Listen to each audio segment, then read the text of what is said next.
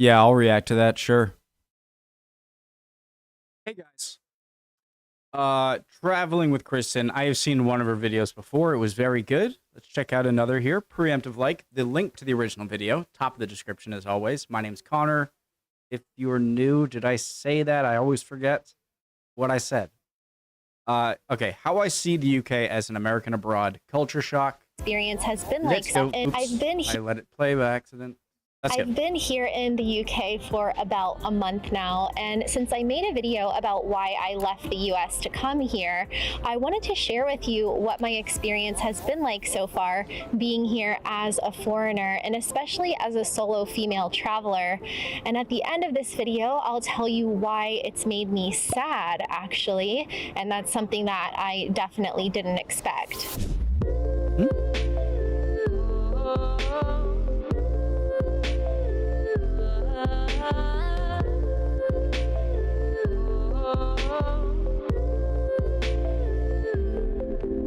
Nice intro.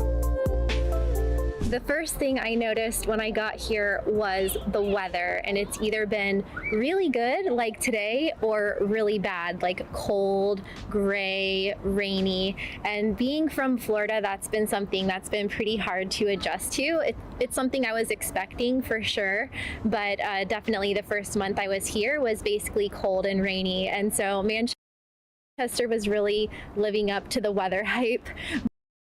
I wanted to say, and then I stopped myself because I really enjoy, super cloudy, rainy days, cold days. Every night it's like nice and cozy inside. You don't feel like as, pressured to like go. But having them all the time, I'm sure I would not enjoy them as much. But I'm really happy that we're going into summer, and right now it's sunny and like 65 degrees Fahrenheit, so it feels just like winter in Miami where I was living before. So I'm really happy about that. I've just been That's really interesting if that summer in England feels like winter in Miami. So I'm really happy about that. I've just been definitely using my heating a lot, which I'm hoping isn't going to be too expensive. And I've also been using my fireplace, which is actually quite cozy. But some of the locals were joking with me that they're like, if you need the fire now in the springtime, then you're going to be literally in the fire when winter comes and it's getting dark at 4 p.m. So Rhode Island, which is where I'm from, New England, right? Rhode Island, Massachusetts, Connecticut, New Hampshire, Vermont, Maine. We have the extremes. Like in winter, it gets very cold here. It gets very snowy. And in the summer, it gets very hot. And so it'll range from 0 degrees to 100 degrees in New England. Not 100 would be very hot and 0 would be very cold, but it would not be out of the ordinary, right? I'd say like your hottest days in the summer are normally going to be around 95, which is what in Celsius? 95 F to C. So 35, and what's 0? So like negative 18 Celsius to about 35 Celsius, I would say. Negative 18 might be, so let's say like 10 degrees. Negative 12, if I'm being a little more conservative, say like negative 12 to 34 degrees Celsius is like what the range is over here. So she's from Florida. Now Florida is going to be not way hotter, but a much more humid, like in the summer, right? It's going to be, and it's going to be really hot all year round in Florida, or at least pretty hot. So we're both from America. She has a very different experience weather-wise than I do.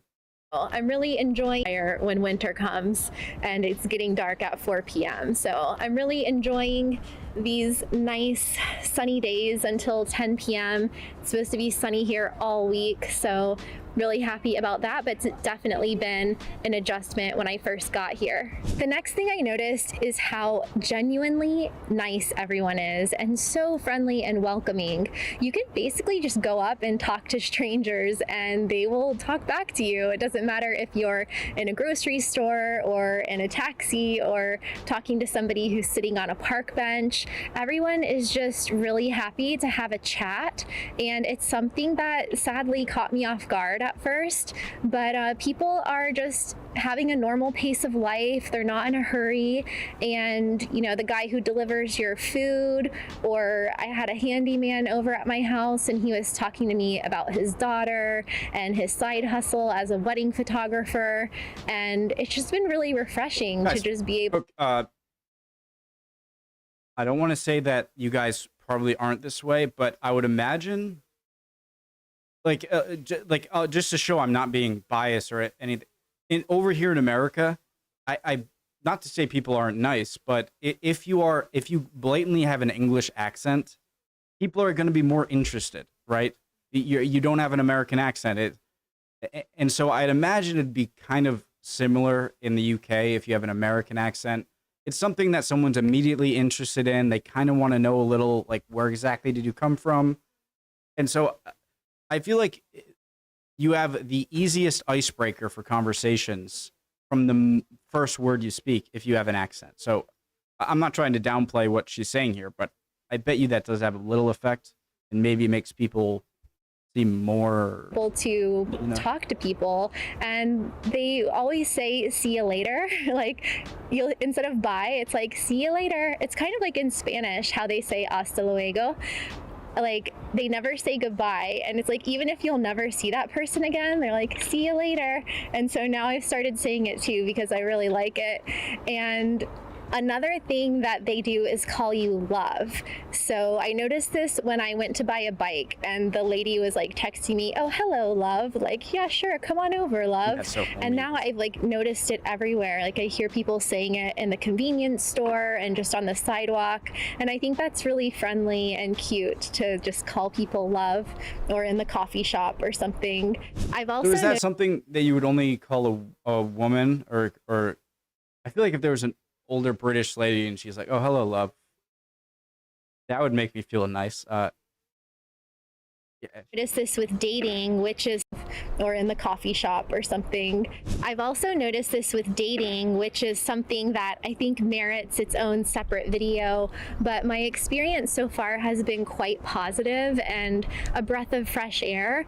I've noticed that guys here seem genuinely interested in getting to know me and talking to me and like asking you questions, versus my experiences a lot in the US consist of like just kind of not very engaged text messages, or the pressure to move things along very fast, or basically just a hookup culture.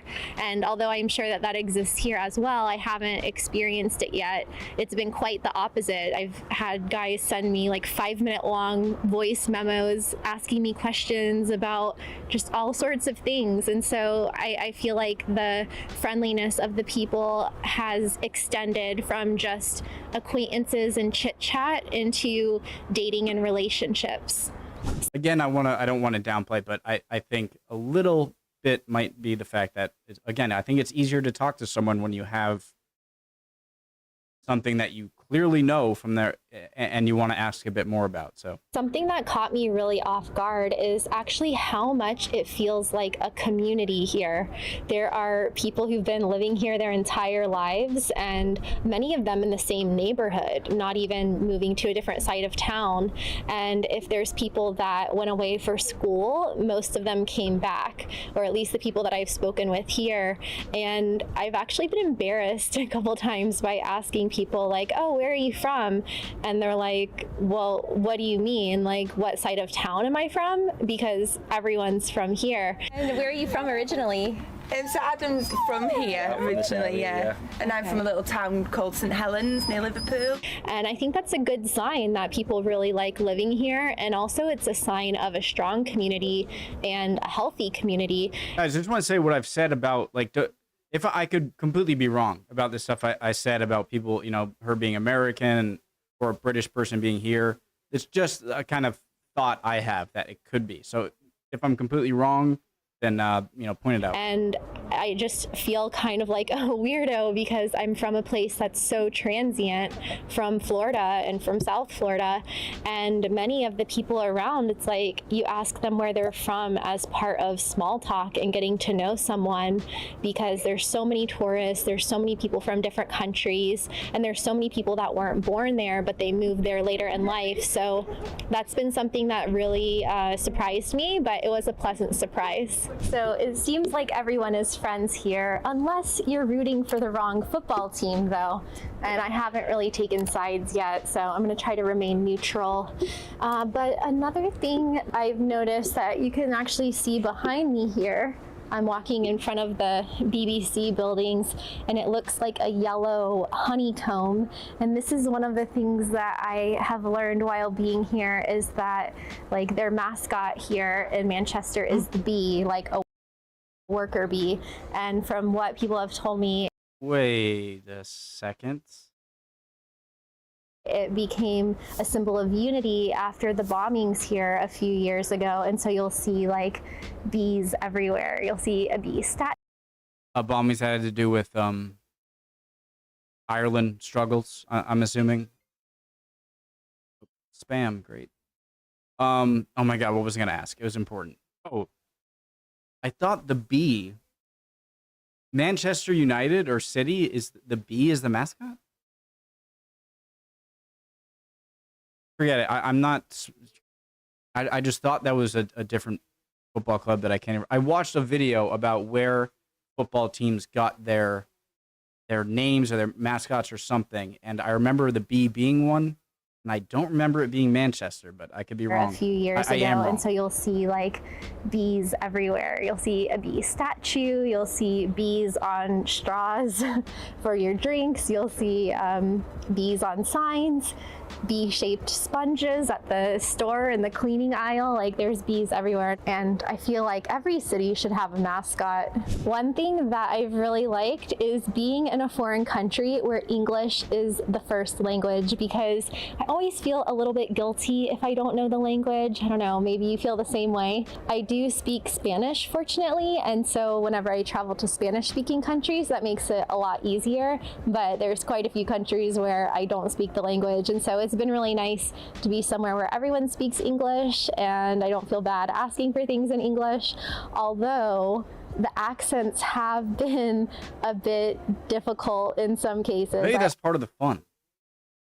I would say, I mean, I understand a lot of people, but now and then there's some slang that I don't know, or there's someone with a much thicker accent, and it can be hard for me to understand. See, if someone had a super thick accent that I didn't understand, I would get excited, because I'm like, where is that? Where are you from? What is? Because I'm curious, and also about the English being such a popular second language around the world, that I feel like there is a pro and con to that. A pro being, if you know English, then you can go to a lot of places with no trouble, and a lot of other people couldn't do that. But the con to that is the pro is you don't know another language, and you do feel a little left out, oddly, like, because there are so many other people who can just switch to another language that you can't understand them, but they can understand everything you're saying. And so it's like, I don't have that secret cool thing I can, and so it's awesome that everybody knows, or a lot of people know English, but yeah.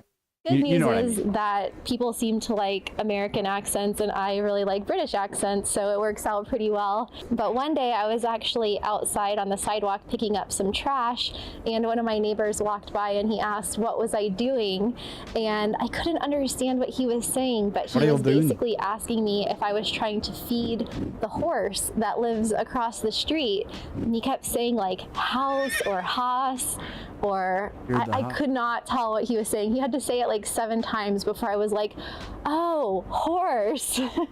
And so there's been a few miscommunications that way. I feel like I'm sort of aggressively unbothered by if I sound like an idiot. So It could be kind of so. I'm gonna like again. I'm just gonna be excited and be like, I have no clue what you're saying. Please, like, what is it? So, I'm either gonna be like okay and get along, or a menace in England, just because I just don't have a filter, I guess. But I have noticed quite a variety of accents around here, and so it seems like I think as long as I'm genuine, then it's hard for someone to get mad. If I'm obviously trying to like be an arsehole, then that's one thing. But as long as I genuinely want to know something, I think it's okay to ask, right? different neighborhoods and different towns and villages. Oh my God, that looks like New England. Oh my God. Looks like Northern Mass. Other nearby cities, people will have a different accent. So that's been pretty interesting, but I'm still happy that we're all speaking English. There's also quite a bit of slang here, which I have been Googling. And I learned that grafting means working hard. Ooh. And mad as a bunch of frogs means fun. Jesus Christ. Maybe I should. I was about to say I'm going to know every one of these, and the first two I don't. Grafting.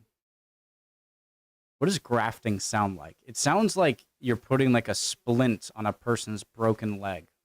That's what came to my head. Grafting means like I'm going to graft you. Means working hard, and mad as a bunch of frogs means funny. So if you know any other slang words. Okay, is it Cockney? Is the language, the accent that's, or the area, shoot, that they have a bunch of like sayings like this, not just different word slang, but whole sentences that don't make any sense unless you know, like, you already know what the meaning. Mad as a bunch of frogs means funny. So if you know any other slang words from Northern England, then let us know in the comments below. It's also been really nice to live in an actual neighborhood and not in a touristy area or some kind of tourist hotspot. And that's something that I was specifically looking for when I came here. But when I actually got here and started feeling settled, I realized like how often I've been in touristy areas, whether it was in Portugal or Croatia or Greece. Oh, she's been out. And it really hit me when I wanted to send a postcard to my mom for Mother's Day and I couldn't find postcards anywhere. I was like, oh my God, I'm in a place with no postcards. And was kind of trying to remember the last time that happened, if ever, when I was traveling. And I asked this guy that was working in a mall, and he's like, no, I haven't seen a postcard around here ever. Not at the post office, not at card stores. And so I think that's a real clue that you're just in a regular local area. Also, when you get a reaction from people about like, whoa, American accents, because they're so rare. And I literally haven't heard another person speaking with like a US accent since I've gotten here. So it has been. I feel like I'd be like, brother, long lost. What are you? Nice to be in just a normal area and be able to observe and participate in the daily normal life in a foreign country, and I'm really enjoying that. You also get a sense of what the city is actually like and not the whitewashed version of it. Like there's some areas that are really nice and that have been gentrified, and then there are some areas that aren't and they're full of. This is everywhere. Okay, every country, some more than others, but you can't form your opinion off of 1 or 2 or 3 or even 4, 5, 6, 7, 8, 9, 10 times being around places. You always got to think like, you know, you might have missed. Trash. You might be in, one of the worst areas. There are definitely places around Rhode Island where you could be shown it. Like a bunch of places, and I would be so upset because I'm like, no, that's not, those are the worst. But yeah, on the ground, or words aren't working. They're just kind of not the best parts of town, and a lot of times in tourist areas you only see the nice parts. So it has been really refreshing to just be in like a very diverse city with lots of diverse neighborhoods and in the suburbs where, yeah, it's just life as usual, and they're not like putting on a front or trying to create this little like Disney World paradise for the tourists. I've also found myself adopting more British customs, which I find kind of funny and endearing. Like, I've been drinking more tea lately, but that's also because I don't have a freezer in my house. I only have a refrigerator, which is something that I never thought to ask about. You know, like you might ask, oh, is there a washer and dryer? Wait, what? Oh, hold on. I gotta say okay, let me say the first thing and then. Okay, here's the thing about tea. And one of you guys has said I'm wrong, and I don't believe you. People have said to me that there's actually more caffeine in tea than coffee. Why is it then that when I drink 1 cup of tea compared to 1 cup of coffee, I am like, maybe I'm a little bit more up to like, holy crap, I am awake. So that doesn't make sense. So I drink coffee like a drug addict. I drink coffee for the caffeine, okay? That's it. I don't need it to like, if it didn't have caffeine, I would never drink it, right? Not to say I don't enjoy good iced coffee sometimes, or tastes good. But yeah, I just can't see, it's not that I dislike tea. It's just that I can't see tea being able to do for me what coffee does for me. As you can probably tell right now, because I'm really hyper. It's also because I don't have a freezer in my house. I only have a refrigerator, which is something that I never thought to ask about. You know, like you might ask, oh, is there a washer and dryer? Is there a dishwasher? But you wouldn't be like, is there a freezer? And I know Europeans don't like ice that much, but come on. So wait, so did she say she doesn't have a freezer? I've been drinking more tea lately, but that's also because I don't have a freezer in my house. Okay, at her house in Britain. Oh my God, I'm so stupid. I'm sorry, guys. I ask, oh, is the Europeans don't like ice that much, but come on. So yeah, no more iced coffee for me. It's too cold and I don't have a freezer. So I have been drinking more tea. I've also become addicted to crumpets. I don't even really know what a crumpet. That's an English muffin, guys. Stop it. That's an English muffin. I saw a video on crumpets, okay? A full video on crumpets. And they looked like they were a little different. That right there is identical. You can tell me it's not an English muffin. Okay, fine. That's a different thing. But they look exactly alike. It kind of looks like an English muffin, but it has a different texture. I've been eating like 1 or 2 crumpets a day, or scones or something like that. Dang it, she just wrecked my argument. Shoot, never mind. Like that. Speaking of washers and dryers, I don't have a dryer, and I do really miss that. There is a wash, dry, fold place near my house, so I'll take the towels and sheets there, but in general, just been hanging stuff out to dry the old-fashioned way. Something that I thought was going to be worse than it is the drink. Sorry, it took an American who has had an English muffin and a crumpet to tell me, no, they're not exactly the same thing. Okay. Drinking culture. It's not that I don't believe you guys. Well, I guess that actually is fashioned way. Something that I thought was going to be worse than it is the drinking culture. Like, people told me I would just see drunk people everywhere and see people throwing up on the sidewalks and stuff, and I haven't seen that at all. People have been very, very friendly at the bars and clubs and restaurants, and I haven't noticed anyone drunker than in other parts of the world. So yeah, that's been totally fine. As I expected, the cost of living is definitely lower than it is in the US. Now, London, of course, is going to be more expensive, and mainland Europe is definitely less expensive than here. Less expensive? Oh yeah. Hard alcohol, hate it. Wine, not really a fan. Beer, love you. In general, like my food bill, cell phone, internet, things like that are a lot cheaper.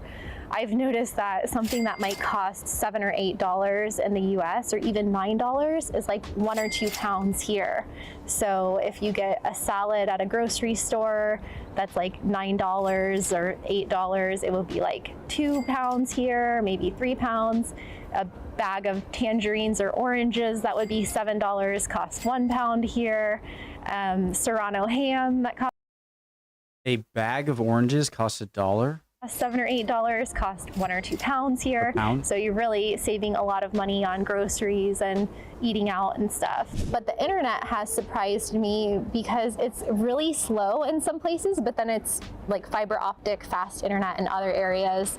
Like when I first moved into my house, the internet was like 5 megabits per second, which I haven't seen in at least 10 years or more. And I didn't even know they had internet that was that slow anymore. And they called it broadband. But I was able to get a contract with Virgin Media where I now have 500 megabits per second, but it is pretty expensive. It's about 50 pounds per month, and the minimum contract you can get here is 18 months, like maybe 12. And if you cancel it, you do have to pay this like big cancellation fee. But in the US, like you can, even if you have a contract, you can pretty much get out of it, I feel like. So the internet has been more than I expected. We'll have to see how much the utilities are with all that heating, but at least I don't need air conditioning in the summer, so that will be good.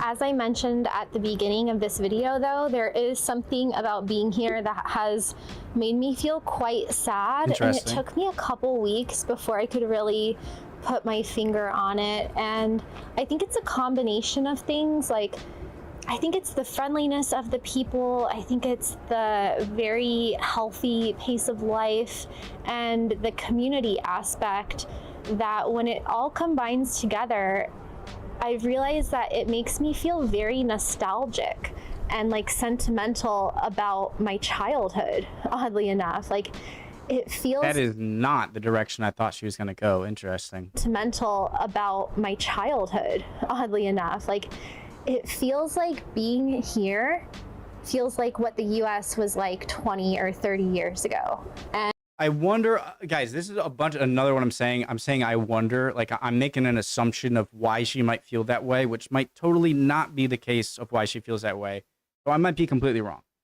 But it could be because it's all really new and you're used to stuff back home. And so when you're in this completely new place, maybe you tend to see all the great positives of it, or maybe it just, you know, and I don't know if it's because like I've gotten older, and so as an adult you perceive the world differently, but I do feel like the US was different, especially before the internet and before the toxic media culture that we have today. And what makes me sad is that even though there's debates here and there's politics and there's debates over the economy and different points of view and different religions here in the UK, I feel less like polarized. It's just a healthier place to live in general, and that the narrative is not as damaging or divisive as it is in the US. What do you guys think about that? And by the way, this looks amazing. Where is this? Narrative is not as damaging or divisive as it is in the US. I know clearly, like, everywhere has polarizing politics. I know for a fact you guys have some polarizing politics, but I think that you guys are just, America, especially recently, is just, I hope I'm not exaggerating. I don't know. I don't even want to say, really. Just, I don't know. Forget it. Just forget it. And so even though they have technology here, they have internet, they have tabloids, they have like all of those same things, there's something that's more civil about being here, and it makes me wonder if we'll ever see that again in the US. It's like kind of going back to what it felt like growing up in the US in the 80s and 90s, when things felt more community oriented, the pace of life felt slower. Like, even though I'm sure there was a rat race mentality in the 80s, it was like in the town where I grew up in Florida, it was like a small town, and yeah, things were just more relaxed. You knew your neighbors, you had more connections with the community, and it seems like now maybe it's like that in some of the smaller towns and cities in the US, but especially in the bigger cities and places where there's big tech hubs or big tourism hubs, it feels like it's very hard to really connect with the community. People are always coming and going, and then there's this kind of underlying tension about the political situation that is just kind of this hanging over the country. And so I guess that's why I've been feeling a bit sad here, like almost jealous of what people have here, and I don't know if they would see it that way. Like, I don't know if the locals would see things the same way, but I just feel like I wish that we had more of this feeling that I get here. I wonder if this is really important. I wonder your guys' opinion. Do you think this is something to do with, do you think it's just, you know, there's something seriously, how much of her attitude, sorry, how much of this do you think is due to her being just like in a new place and having that switch up and her kind of seeing stuff differently? But she travels a lot. It's not like she's not used to that feeling of going to a new area, right? She travels a lot more than I do, that's for sure.